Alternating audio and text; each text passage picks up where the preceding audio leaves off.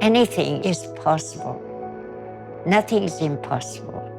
When you wake up every morning, say, this is going to be the best day of my life, and it will be.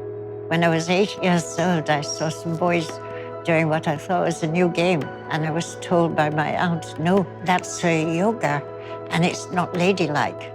And they let me play with them, and eventually I started to do true yoga. I was the one who told Mr. Iyengar he was a snob because he wasn't taking any girls, and so he let me start with him. I've been teaching now for 75 years. We met at a masterclass workshop.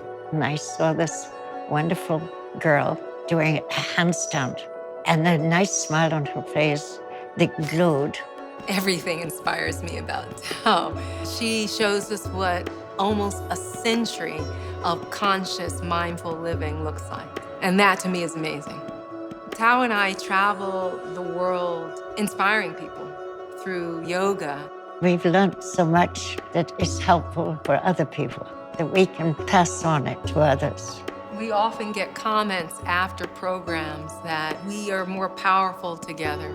I'm amplifying her light, she's teaching me, and it's an incredible collaboration. Know that the joy of living is right inside of you, but live it, believe in it.